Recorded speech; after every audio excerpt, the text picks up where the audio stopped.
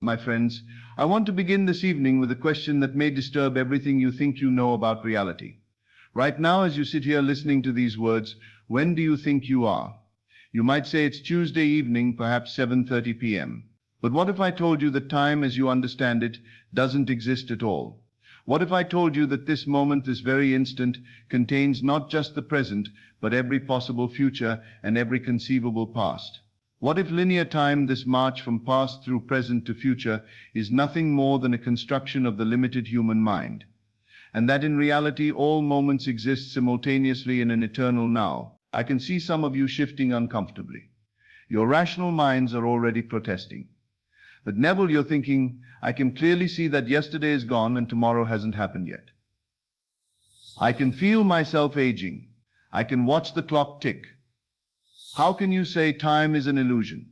Bear with me tonight, because what I'm about to share with you will not only challenge your understanding of time, but will give you the power to collapse time itself, to make the distant future immediate, to revise the unchangeable past, and to live in the fulfillment of your desires right now, regardless of when they appear to manifest in linear time. Just last week, a gentleman approached me after one of my lectures. He was visibly agitated, almost angry. He said, "Neville, you keep talking about living in the end, about assuming the wish fulfilled. But I've been trying this for 3 years. 3 years of visualizing, 3 years of feeling it real, and nothing has changed. If time is an illusion, why is it taking so long for my desire to manifest?" I looked at this frustrated man, and I realized he was making the same mistake that keeps millions of people trapped in the prison of linear time. He was living in time instead of living as time. He was waiting for his good to come to him through time, instead of recognizing that his good already exists in the eternal now and must be claimed from that timeless dimension. I said to him, "My friend, you're not trying to bring something from the future into the present. You're trying to recognize what already exists in the only moment that ever is, this eternal now. Your desire isn't waiting to happen someday. It has already happened. It exists right now in the dimension of consciousness that transcends time. Your job is not to make it happen, but to become aware of what has already happened." He stared at me as though I was speaking a foreign language. So I continued, "Tonight when you go to sleep, I don't want you to visualize your desire as something that might happen in the future. I want you to remember it as something that has already happened. I want you to recall the joy, the satisfaction, the fulfillment of your accomplished desire. Not as hope, but as memory. Not as possibility, but as fact." "But how can I remember something that hasn't happened?" he asked. "Because," I replied, "in the dimension of consciousness where all creation takes place, it has already happened. Time is simply the medium through which consciousness unfolds its eternal decisions into apparent sequence." That man took my advice. Within 6 weeks, his 3-year-old desire manifested so naturally, so perfectly, that he called to tell me it felt less like something new happening and more like something he had always known would occur, because in the timeless realm of consciousness, it had always already occurred. This is what I want you to understand tonight. Time is not a river flowing from past to future. Time is an ocean, and every possible moment exists simultaneously within its depths. What you call past, present, and future are simply different points of attention within the eternal now. The mystics throughout history have tried to convey this truth. When Jesus said, "Before Abraham was, I am," he wasn't claiming to be older than Abraham in linear time. He was declaring his existence in the eternal present, where all beings exist simultaneously. When he said, "Whatever you ask in prayer, believe that you have received it," he wasn't talking about future receiving, he was talking about present recognition of what already exists in the timeless realm of consciousness. But why does time appear so real, so linear, so inescapable? Because consciousness, in order to experience itself, must appear to fragment the eternal now into sequences of events. It's like watching a movie. The film contains all frames simultaneously on the reel, but you experience it as a sequence of moving images. Time is the projector of consciousness, creating the illusion of movement from a collection of eternal moments. Most people are hypnotized by this projection. They believe they are moving through time when actually they are simply shifting their attention from one eternal moment to another. They think they are bound by the past and must wait for the future, when in reality they have access to all moments simultaneously. Let me share with you a story that perfectly illustrates this principle. A young woman came to see me who had been married to an alcoholic for 15 years. Their relationship was filled with pain, violence, and disappointment. She said, "Neville, I love my husband, but I cannot continue living this way. Is it possible for him to change after all these years of drinking?" I said to her, "My dear, you're asking the wrong question. You're asking if he can change in time.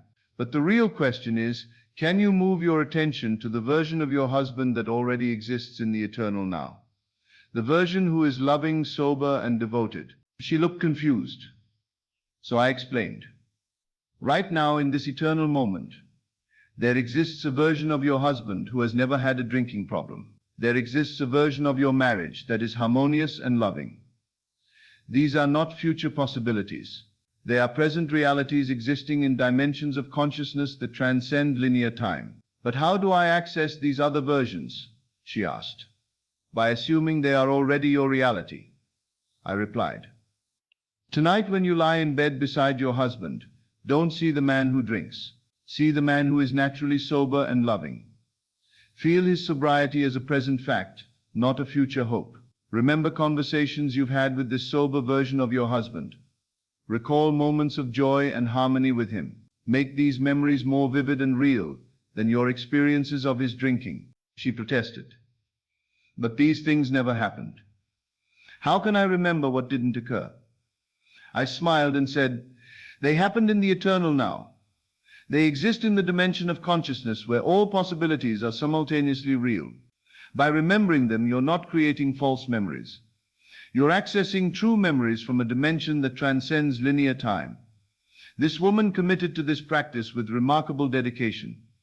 Every night she would spend time remembering her harmonious marriage to her sober husband. She would recall conversations they never had in linear time, but that existed as eternal possibilities. She would feel the love, peace, and joy of this perfect marriage until it became more real to her than her daily experiences of conflict and disappointment. Her husband noticed something different about her. Almost immediately, she stopped reacting to his drinking with anger and frustration. Instead, she related to him as though he were already the man she knew him to be in the eternal dimension. She spoke to the sober version of him, even when he was intoxicated. She treated him with the love and respect she felt for his highest possibility. Within 3 months, something remarkable began to happen. Her husband started drinking less without any external pressure or intervention. Within 6 months, he had stopped drinking entirely and began expressing a love and devotion she had never experienced from him before, except in her timeless memories of their perfect marriage. Had she changed the past? Had she created the future? No. She had accessed a version of reality that already existed in the eternal now, and claimed it as her experience by living from it rather than waiting for it. This is the secret of transcending time. You don't move through time to reach your desires. You move your attention through dimensions of consciousness where your desires already exist as accomplished facts. Think about this deeply. Every moment of your life, every joy and every sorrow, every success and every failure exists eternally in the infinite consciousness that you are. The moment of your birth exists right now. The moment of your greatest triumph exists right now. The moment when all your dreams are fulfilled exists right now. Linear time is simply your point of attention moving through these eternal moments, like a flashlight beam moving across a vast landscape that exists completely independent of where the light happens to be pointing. But here's the revolutionary truth. You can direct that beam of attention. You can choose which moments to illuminate with your awareness. You can skip over the difficult passages and focus on the triumphant ones. You can even go backward and revise moments that seem to be fixed in the past. Let me tell you about a man who understood this principle so deeply that he literally changed his personal history. He came to me as an elderly gentleman, filled with regret about his relationship with his deceased father. They had been estranged for the last 20 years of his father's life, and the old man died without them ever reconciling. "Neville," he said, "I carry such guilt and sorrow about this. I said terrible things to my father in anger. We never spoke again before he died. I would give anything to have handled that situation differently. But it's too late now. The past cannot be changed." I said to him, "My friend, the past exists right now as vividly as the present. In the eternal dimension of consciousness, your father is still alive, your relationship with him is still fluid, and reconciliation is still possible. Not as a future event, but as a present reality that you can access by shifting your attention." He looked at me skeptically, but I continued. Tonight I want you to go back to that moment of conflict with your father, but this time experience it differently. Instead of saying the hurtful things you actually said, speak to him with love and understanding. Feel his embrace, hear his forgiveness, experience the reconciliation you wished had happened. But that's not what really occurred, he protested. It's not what occurred in one dimension of time, I replied. But in the eternal now, all possibilities exist simultaneously. By experiencing the reconciliation, you're not changing the past. You're accessing a version of the past that already exists in the timeless realm of consciousness. This gentleman, desperate for peace, committed to this practice. Every night, he would revisit that fateful conversation with his father. But each time he would experience it as it should have been, filled with love, understanding, and mutual forgiveness. He made these revised memories so vivid and real that they began to feel more true than his original memories of conflict. Something extraordinary began to happen. The guilt and regret that had plagued him for decades began to dissolve. He started remembering other moments with his father differently too. Moments that had seemed negative in his memory began to reveal hidden layers of his father's love and care. It was as though his entire relationship with his father was being rewritten from a perspective of love rather than hurt. But the most remarkable thing occurred 6 months later. While going through some old family documents, he discovered letters his father had written but never sent. Letters expressing deep regret about their estrangement and profound love for his son. In these letters, his father had essentially said everything that the son had imagined him saying in their revised conversations. Had these letters existed all along in linear time? Yes. But until the son shifted his consciousness about their relationship, he was unable to discover them. By revising the past in consciousness, he had gained access to evidence of love that had always existed, but had been invisible to him from his former state of consciousness. This is how consciousness transcends time. It doesn't change what happened. It reveals what was always true from a higher perspective. It doesn't alter facts. It shifts your dimensional position so you can see more complete facts. Now you might be wondering, if all time exists simultaneously, why do we experience it sequentially? Why don't we perceive all moments at once? The answer is both simple and profound. Consciousness experiences itself sequentially in order to experience itself at all. If you were aware of all moments simultaneously, you would be aware of nothing specifically. It's like trying to listen to all music at once. You would hear only noise. By focusing on one moment at a time, consciousness can savor each experience, learn from each situation, and grow through each challenge. But the sequential experience of time is a choice, not a limitation. You can learn to shift your attention through time more deliberately, more consciously. You can spend more time experiencing moments of joy and fulfillment, and less time dwelling in moments of lack and limitation. This is what I call time selection. Just as you might select which radio station to listen to, you can select which moments of your eternal existence to experience most vividly. I knew a woman who had been struggling financially for years. Every day she experienced the stress of not having enough money, the anxiety of unpaid bills, the limitation of financial lack. She was trapped in a cycle of temporal experiences that seemed to confirm her poverty. I said to her, in the eternal now there exists a version of you that is financially abundant. There exists a moment where you receive the check that changes everything. A moment where you realize you have more than enough. A moment where you feel completely secure and prosperous. These moments exist right now, as real as any other moment in time. But I've never experienced these moments, she said. Then let's experience them now, I replied. Close your eyes and remember the day you received financial abundance. Feel the relief, the joy, the security.